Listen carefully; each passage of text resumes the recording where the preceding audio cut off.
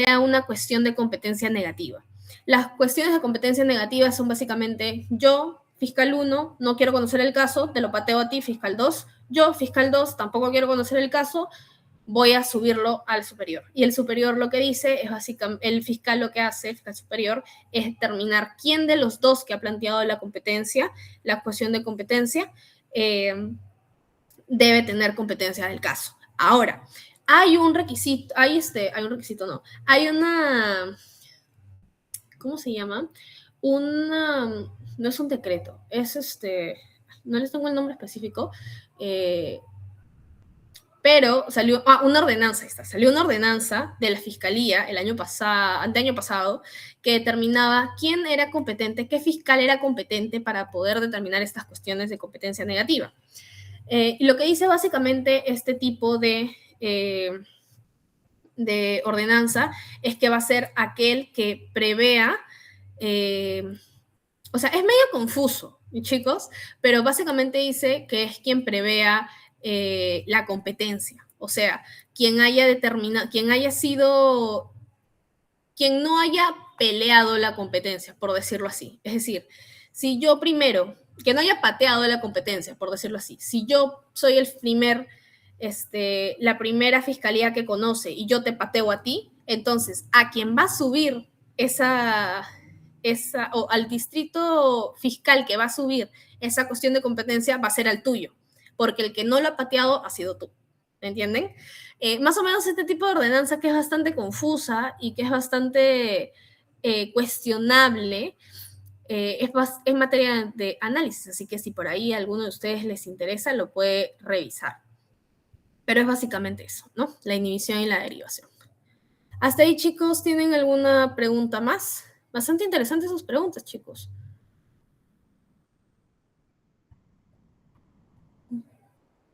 Ya, bueno, veo que no. Vamos entonces con la etapa intermedia y el tema de la acusación.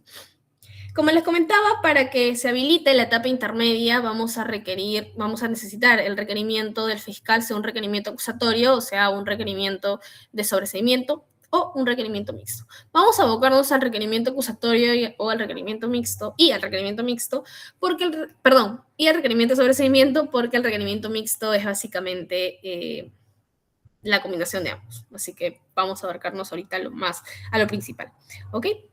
Se da la etapa de acusación, el fiscal va a declarar si requiere un requerimiento, si plantea un requerimiento mixto, un requerimiento acusatorio, y se va a citar a las partes a que puedan revisar, a que se pueda tener una audiencia. ¿Okay? Esta audiencia va a ser el control del requerimiento, en este caso el requerimiento acusatorio. Y vamos a poder plantear aquí como defensa, porque a ver, si bien es cierto, se va a formular el requerimiento, por parte de la Fiscalía, nosotros como defensa vamos a tener un tiempo para poder absolver este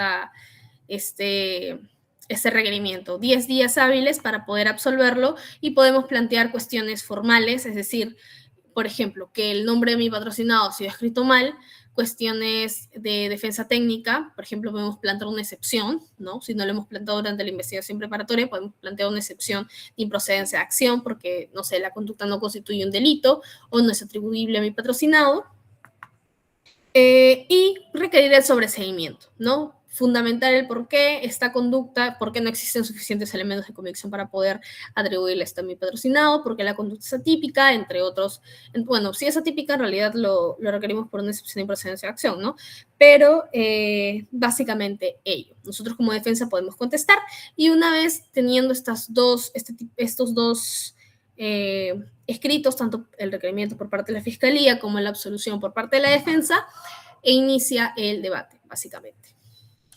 Me olvidaba, también podemos proponer elementos de convicción para que estos sean valorados, puedan ser propuestos, valorados y aceptados, y con ello pueda determinarse si pueden ser actuados durante juicio oral. ¿Ok? Esto es básicamente lo que les comentaba.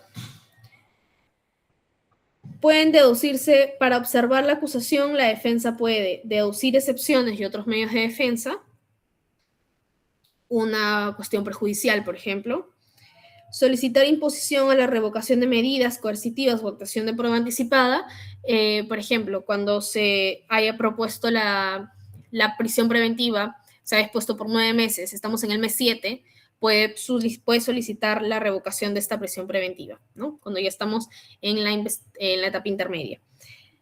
O la actuación de prueba anticipada. La prueba anticipada entendida básicamente, no quiero ahondar mucho temas de prueba, pero es básicamente cuando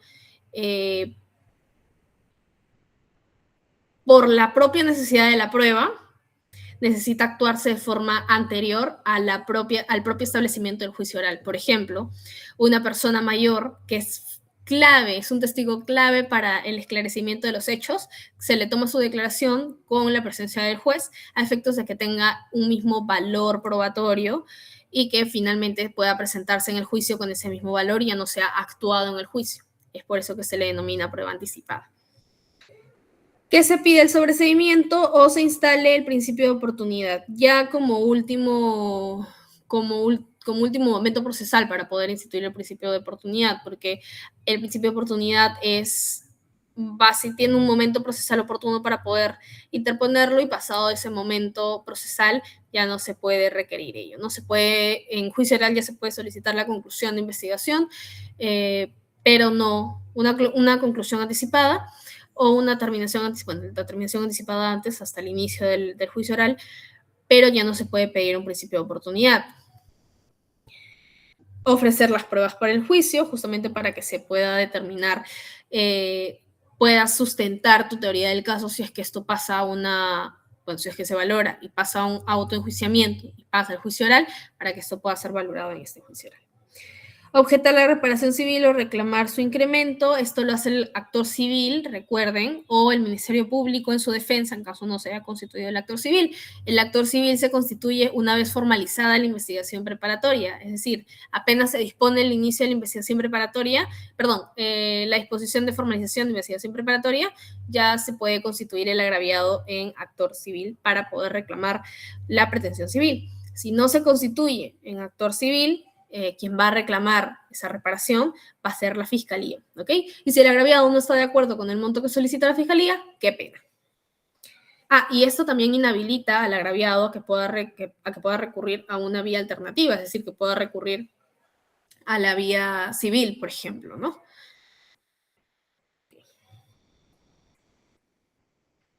En esta parte, el juez va a llamar a audiencia, se va a dar esta audiencia contra la acusación, va a dar paso que pueda hablar el fiscal, el actor civil, el acusado y el tercero civilmente responsable. El tercero civilmente responsable es aquella persona que no ha cometido, de hecho, el ilícito penal, pero por ciertas atribuciones va a responder ante el incumplimiento del imputado a la reparación civil. Son específicamente temas civiles, nada penal. A él no se le imputa una responsabilidad penal, netamente se le imputa el que, se le requiere que cumpla con la protección civil en caso el imputado no pueda cumplir con ella. ¿Ok? Bien. En el artículo 352, 353 sucesivos, vamos a básicamente encontrar qué es lo que vamos a determinar en esta audiencia. La actuación de prueba anticipada si lo hubiese, la resolución de convenciones probatorias, es decir, cuáles van a ser los puntos controvertidos, qué es lo que se va a aprobar realmente, qué cosa es lo que simplemente se llegó a un acuerdo que no se va a aprobar. Por ejemplo, la tesis fiscal en el delito de lavado de activos es que yo cometí el delito de tráfico ilícito de drogas, de TIT, y por el delito de TIT obtuve cierto dinero que ingresé a través de 3 operaciones al BCP. Operación 1, operación 2, operación 3. Yo reconozco que he realizado esas operaciones, es decir, el punto controvertido no es que yo haya depositado dinero que yo haya realizado las transacciones 1, 2 y 3. El punto controvertido en este delito, pongámosle, es que este dinero que he obtenido es totalmente lícito. Entonces, ¿cuáles van a ser las convenciones probatorias? La fiscalía y yo quedamos en que finalmente el objeto de prueba no va a referir respecto a estas transacciones, porque yo las estoy reconociendo, sino que el objeto de debate, el objeto de prueba va a ir relacionado al hecho de que el dinero con el que yo hice esas transacciones es completamente lícito. ¿Ok? Recordemos qué cosas no se prueban los hechos notorios, no se prueban el tema de las resoluciones judiciales y entre otras cosas. De hecho, hay una mala práctica ya de parte de la defensa en el que muchas veces cuando presentamos ciertos escritos requiriendo, solicitando algo, adjuntamos resoluciones judiciales, ¿no? Las resoluciones judiciales funcionan como un tipo de elemento de convicción. Muchas veces lo hacemos por celeridad, porque, por ejemplo, apelamos una sentencia y adjuntamos la sentencia. Pero, bueno, aunque el tipo de apelación es como que todavía es un poco más entendible, ¿no? Pero, por ejemplo, precisamos ciertos alegatos y adjuntamos la normativa en la que basamos esos alegatos. Este tipo de aspectos no se prueban. Entonces, como no se prueban, no es necesario que se adjunten dentro de nuestros escritos. Sin embargo, por un tema de celeridad muchas veces lo adjuntamos, ¿no? Pero no es de obligatorio cumplimiento. Luego se da el debate de la prueba, si hay admisión de prueba a la admisión de los medios probatorios, que justamente le digo es la postulación de la parte, la valoración, si son conducentes, pertinentes o útiles, y finalmente si estas son admitidas. ¿Ok? Luego se resuelven los medios de defensa técnicas, por ejemplo, si se plantea una excepción de improcedencia de acción, también se puede determinar dentro de la investigación, dentro de la etapa intermedia. El tema del requerimiento del sobreseimiento, se evalúan los fundamentos, por ejemplo, si han existido suficientes elementos de convicción o no para poder llegar al requerimiento de acusación o no, entre otros. Bien, se resuelve todo ello y con la resolución de todos los puntos que hemos relacionado aquí, es decir, cuando ya se actuó cuando ya hubo prueba anticipada, si es que se ha requerido, cuando ya se evaluó el tema de las pruebas, ya se admitió pruebas, ya se revisó el tema del sobreseimiento, del requerimiento de sobreseimiento formulado por la defensa, se emite un auto de enjuiciamiento. ¿Qué cosa tiene un auto de enjuiciamiento y por qué es tan importante? El auto de enjuiciamiento es básicamente el papelito de ruta que vamos a tener dentro del juicio oral. Es decir, todo lo que está en este auto de enjuiciamiento, vamos a actuar en el juicio oral. ¿Qué pasa si yo, como defensa, presenté una prueba? Yo dije, a fulanito se le tiene que citar. Fulanito es mi testigo clave, se le tiene que citar. Pero si no consta en el auto de enjuiciamiento que fulanito tiene que declarar, fulanito no declara. O sea, de ahí no hay nada de que plan, me olvidé, plan, no lo postulé, lo postulo después, no se puede. Si bien es cierto, se pueden después, o sea, podemos ofrecer, nuevamente van a haber muchos cuestionamientos, incluso cuando se ofrece como prueba nueva. Si bien es cierto, el Código Procesal Penal establece ciertos aspectos en los que podemos ofrecer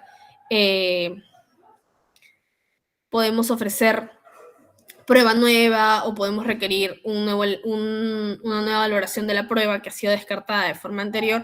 En la práctica muchas veces esto no es muy cuestionado y muy pocas veces se da, ¿no? Por eso siempre es importante que el autoenjuiciamiento es la ruta, que se entienda el autoenjuiciamiento como la ruta de la guía o la ruta que se va a tener durante todo el juicio oral. ¿Qué debe tener este autoenjuiciamiento? El nombre de los imputados, el delito materia de acusación, esto debidamente determinado, chicos, cada hecho imputado por cada uno, debe haber una diferenciación de cada uno de los imputados con los hechos investigados que se le plantea a cada uno, la indicación de las partes constituidas, es decir, si hay constitución en actor civil debe establecerse, si hay tercero civilmente responsable debe establecerse, la parte investigada y agraviada también, la determinación de los abogados de cada una de estas partes también. Los medios de prueba que han sido admitidos, es decir, no todos los medios de prueba que hemos ofrecido, sino solamente aquellos que han sido propuestos, valorados y aceptados. Y estos que han sido aceptados son puestos dentro del auto de enjuiciamiento y van a ser actuados dentro del juicio oral.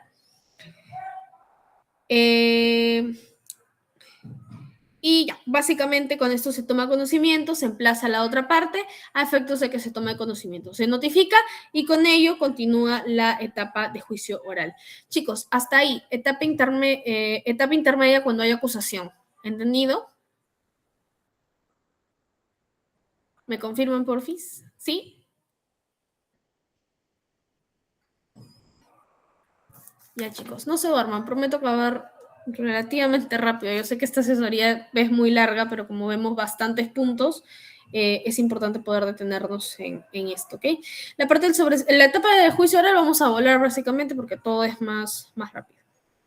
Bien, pero ¿qué pasa entonces cuando hay sobreseimiento? Justamente aquí su compañero me comentaba si el requerimiento de sobreseimiento también habilitaba la etapa intermedia.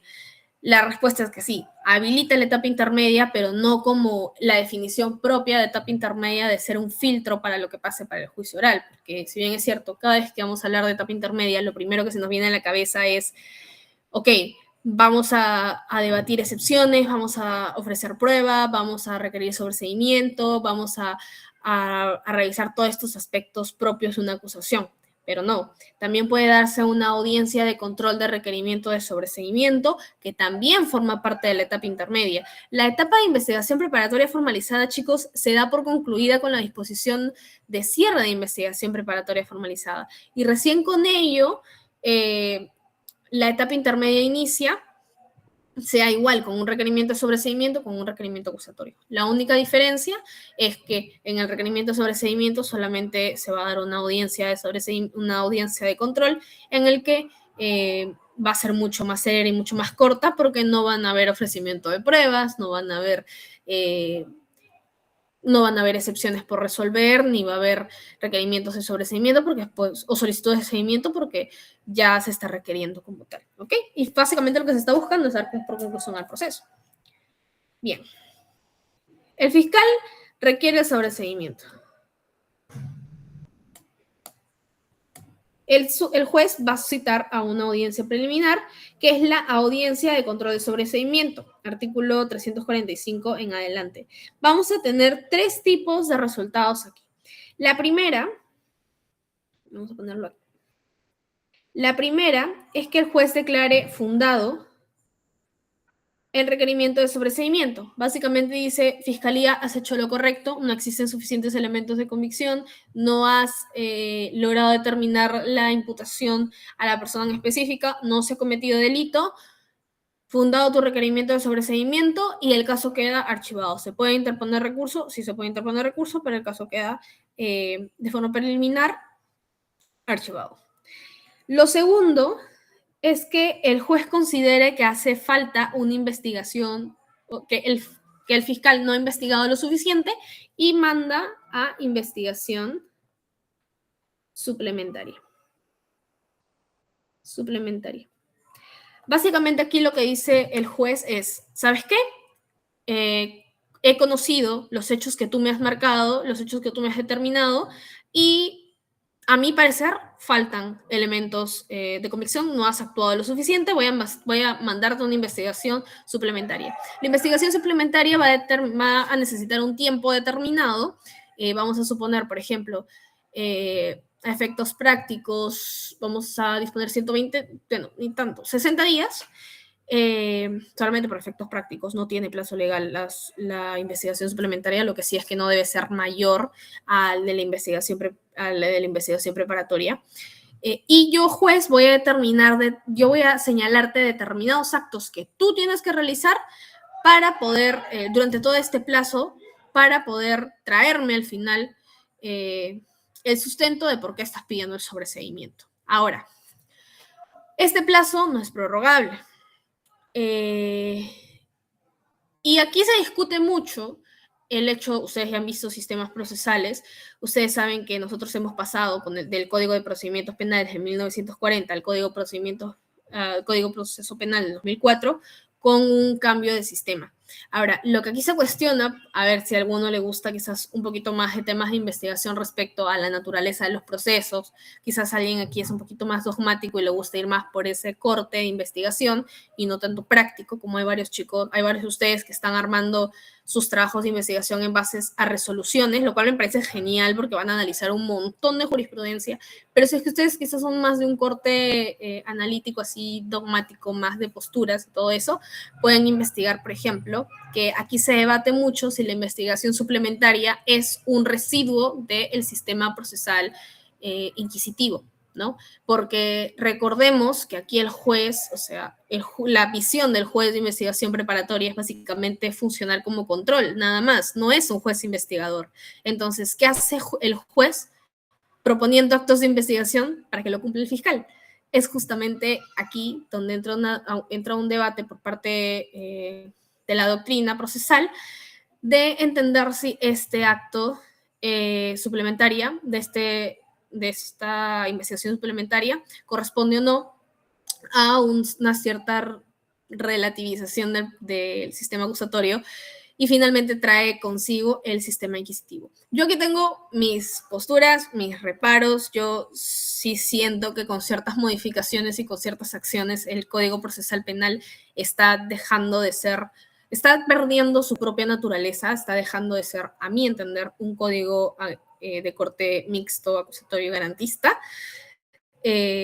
Y que por el contrario empieza a tomar un corte más, empiezan a regresar a lo mismo, ¿no? Empiezan a regresar a básicamente un modelo procesal inquisitivo. A ver, ¿qué nos dice?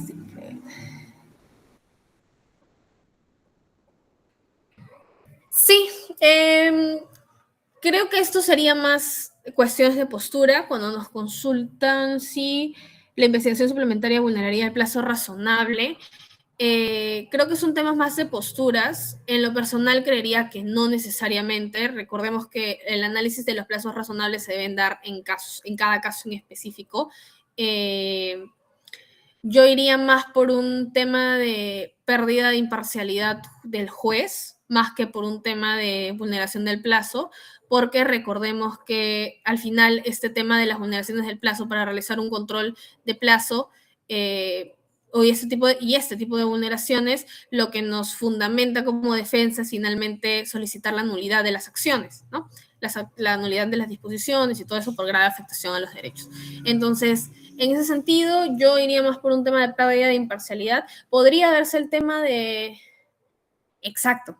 Sí, básicamente, en realidad es que se pierde la imparcialidad judicial porque se crea este tipo de sesgo de yo juez, en principio estoy perdiendo mi propia naturaleza, que es simplemente un órgano de control, estoy perdiendo la naturaleza de mi posición como juez y estoy realizando actos de investigación que al final, o sea, estoy solicitando que tú hagas actos de investigación que al final yo mismo voy a decir si fueron bien hechos o no y si finalmente debe fundarse tu requerimiento de sobreseimiento, ¿no? Entonces, por ahí esa discusión bastante cuestionable. Entonces, ahí si alguien tiene, chicos, algo por investigar, les gusta más este corte, les recomiendo este tema, bastante interesante. Bien. Y lo tercero que puedo hacer... Ok. Cuando hay una vulneración grave, es que, a ver, como defensa, y esto, por eso es que me encanta la defensa, chicos. Yo antes, pequeño storytelling, mientras cargo mi laptop. Yo empecé trabajando en fiscalía ya hace un par de años, 2 años. Y de ahí me pasó a defensa. En defensa me doy cuenta que realmente el mundo de la defensa era poder realizar un montón de cosas, un montón de acciones, y que ante tantas vulneraciones podrían realizarse muchos tipos de solicitudes, ¿no? Se podían actuar muchos tipos de protecciones. Recordemos que el proceso penal, al tener un corte garantista, pues de cierta forma se habilitaron instituciones para la protección del imputado. Si bien es cierto, como defensa, ya yendo a la pregunta en específico, podemos plantear una nulidad, es un recurso, plantear la nulidad de la disposición, en este caso del auto. Depende de la afectación, porque la nulidad, cuando planteamos un recurso de nulidad, lo planteamos siempre en tanto haya una afectación, una grave afectación a los derechos del imputado. En este caso, tendríamos que evaluar de forma estratégica si nos conviene plantear, por ejemplo, como dice Siegfried, permíteme si pronuncio más tu nombre, si pronuncio mal tu nombre, pero podremos plantear, por ejemplo, si hay una vulneración del plazo y con nosotros como defensa consideramos que debemos irnos por un control de plazo, por una tutela de derecho o por un recurso de nulidad. En lo personal, yo creería que cuando existen este tipo de vulneraciones a derechos fundamentales, por un tema de estrategia procesal para declarar la nulidad del auto, yo personalmente interpondría un recurso de nulidad, ¿no? Por la grave afectación. Ahora, depende a cómo vaya el agravio también, porque hay ciertas instituciones de protección, por ejemplo, el tema del control de plazo se ve solamente para el tema de plazos legales y razonables. El tema de la tutela jurisdiccional es un recurso de garantía del imputado, dentro de los derechos del imputado, pero de orden residual, es decir, cuando no existan órdenes en específico, instituciones en específico para proteger una vulneración al derecho, se va al tema de la tutela de derechos. Pero si en lo personal veo que hay una grave afectación de derechos a razón de un vicio procesal, yo optaría a ir por una nulidad, un recurso de nulidad. Pero es bastante variable, chicos. Bien, hasta ahí, ¿alguna consulta más, chicos? ¿Alguna pregunta más?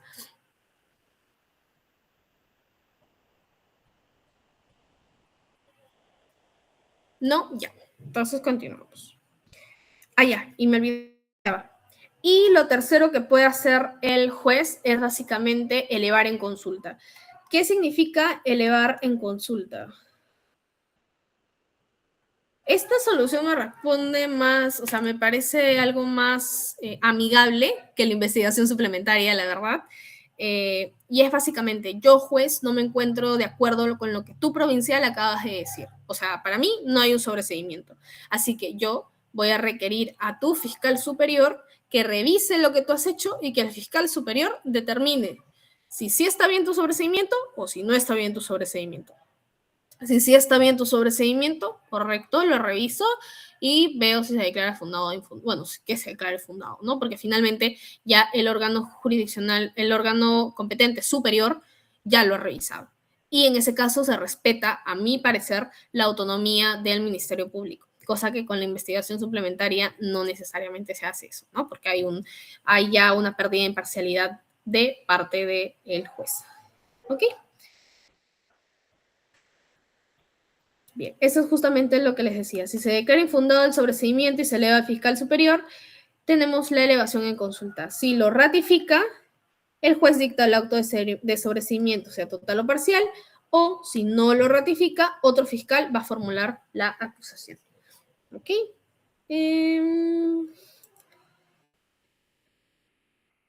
Bien. Hasta ahí, chicos, ¿hay alguna consulta? Este tema del requerimiento de sobreseimiento es mucho más corto en la etapa intermedia que el requerimiento acusatorio. Ahí sí es todo un tema. Hasta ahí, chicos, consultas, ¿nadie más? ¿No hay más consultas? Pasamos a juicio oral. Ya me quedo sin batería también. Bien. Ya que no hay más consultas, pasamos a etapa de juzgamiento. En la etapa de juiciamiento vamos a encontrar 3 subetapas. Vamos a determinarlo así. La primera, que es la parte inicial, todo el tema de los alegatos, alegato de la defensa, alegato de la fiscalía, del abogado, del actor civil, del tercero, el tercero simplemente no sale, no, se le da un pase también al investigado para que pueda hablar, al imputado para que pueda hablar. En segundo momento, en esta parte inicial, cuando es el tema de los alegatos, lo que se busca es finalmente dar un margen de inicio a todo lo que se va a actuar en la etapa probatoria y finalmente con el alegato de cierre poder, valga la redundancia, cerrar ya lo actuado durante la investigación preparatoria a efectos de fortalecer nuestra teoría del caso. ¿Ok? 3 etapas. Etapa inicial, que es básicamente los alegatos, toda esta parte de instalación del juicio. Etapa de periodo probatorio. Este periodo va a ser básicamente la actuación de la prueba, el debate probatorio en sí mismo, y el periodo decisorio, la etapa de cierre, se dan los alegatos y el juez emite sentencia. ¿Ok? Bien, vamos con el periodo inicial. Los principios del juicio oral tenemos la oralidad, la publicidad, la inmediación, la contradicción, la continuidad del juzgamiento, la concentración de los actos de juicio, la identidad física del juzgador y la presencia obligatoria del imputado. Básicamente, el principio de oralidad es que la persona, los abogados deberán expresar de forma oral cuáles son sus pretensiones, qué es lo que van a actuar, cuál es su teoría del caso. Publicidad que básicamente todo el juicio oral es público, a diferencia de la investigación preparatoria, que es de carácter reservado, no secreto, reservado. Y no confundamos investigación reservada con el carácter de la investigación. Por ejemplo, los que practican en materia civil o los que gustan practicar en materia civil van a poder encontrar que hay una consulta de expedientes judiciales de forma digital. Es decir, ustedes van a poder buscar el estado de su caso en una plataforma pública. Nosotros, los que practicamos en penal, no tenemos una plataforma de búsqueda porque la misma complejidad de los casos que mantenemos y el principio de presunción de inocencia no permite esto. Pero en el juicio oral ya este tipo de audiencias se vuelven públicas, ¿no? Es por eso que en Justicia TV vamos a poder encontrar miles de audiencias. Ahora, el principio de publicidad no solamente rige a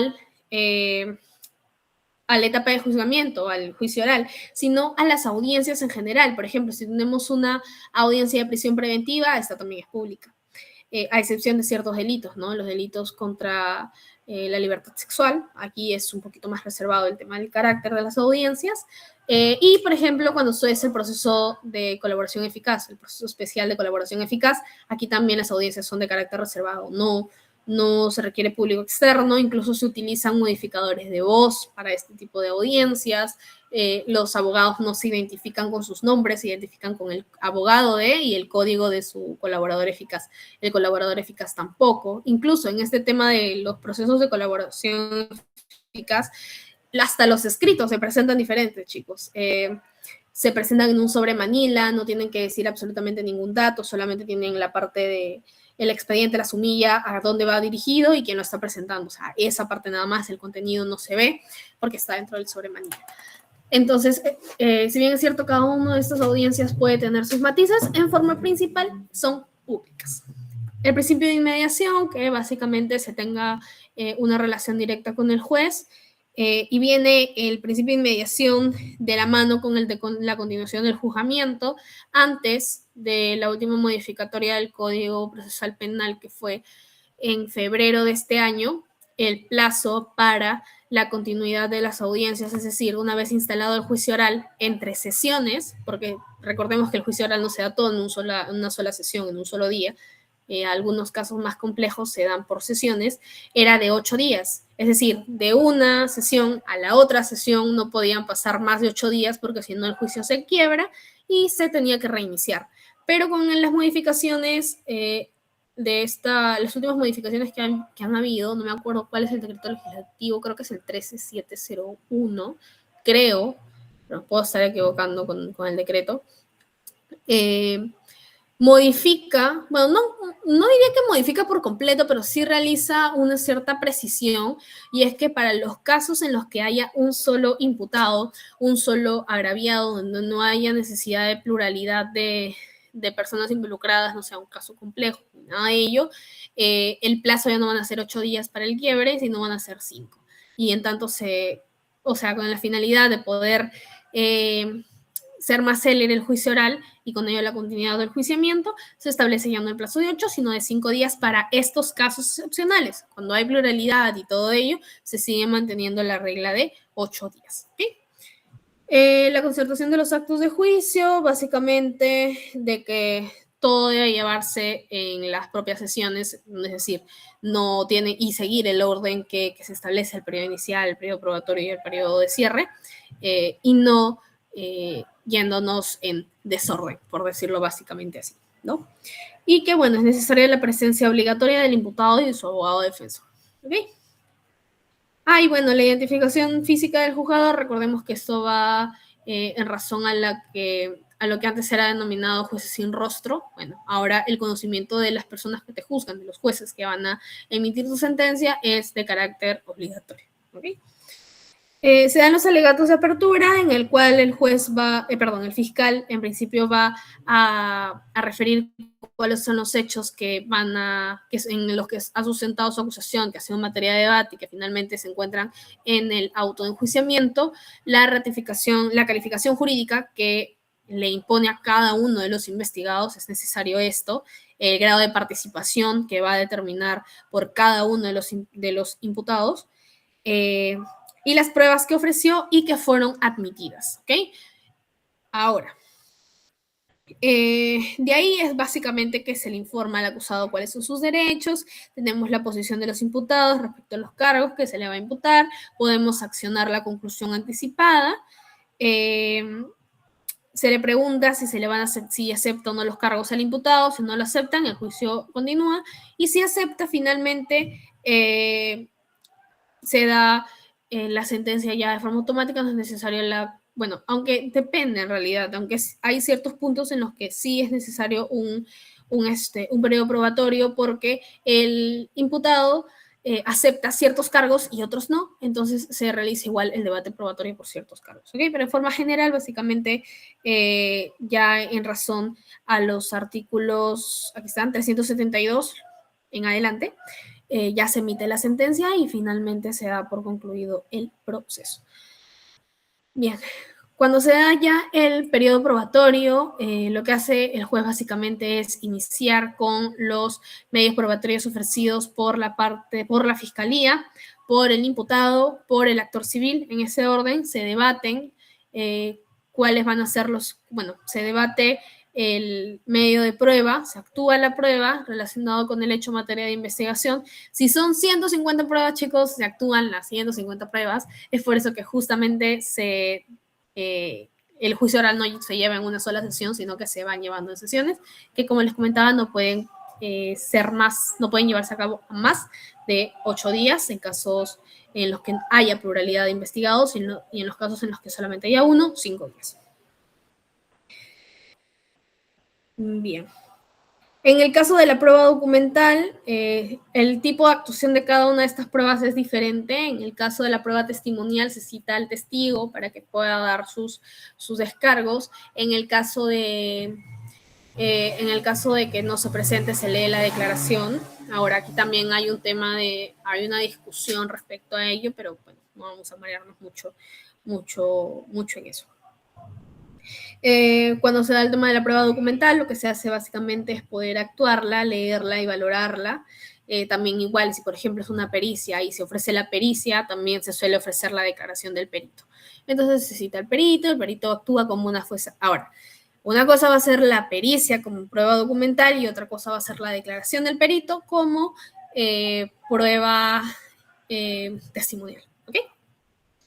Y finalmente se da el periodo decisorio, se dan los alegatos finales. Primero habla el fiscal, luego habla el actor civil, habla el abogado de la defensa civil, bueno, el actor y el abogado de la defensa civil, habla el abogado defensor del imputado, y finalmente se le da un margen de tiempo para que pueda hablar el investigador. Se da ya la conclusión de la sentencia, el juez puede leer sentencia en el mismo acto, es decir, puede ya determinar la sentencia en la misma sesión, o puede reservarse el fallo y emitirla, o sea, dar el veredicto, dar la decisión, y finalmente,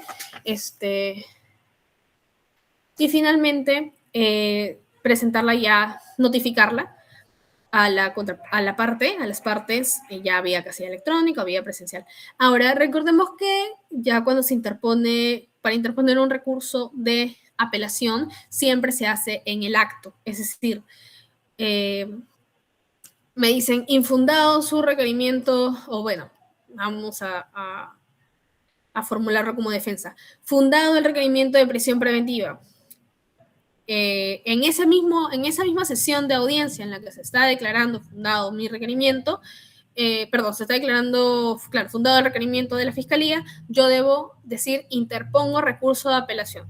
Ahora, que tú interpongas recurso de apelación en el acto no significa que vayas a sustentarlo en el acto. A partir de ahí va a correr el plazo para que te puedan, a partir de tu notificación, sea física, electrónica o si se dice en acto, tu plazo para sustentar tu requerimiento ya por escrito, tu interposición del recurso de apelación por escrito, pero de forma preliminar tú tienes que interponer tu recurso de apelación en el acto en el que se dicta que sea fundado o infundado el requerimiento. ¿Ok, chicos? Hasta ahí, chicos, ¿alguna consulta, alguna pregunta?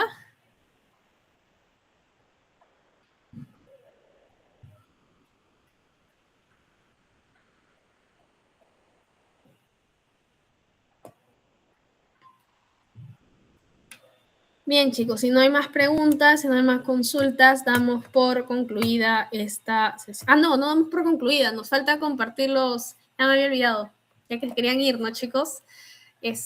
Voy a... Hasta yo me había olvidado, ya damos por concluida y ninguno me avisa que faltaba la otra parte. Ahora sí, ya por favor.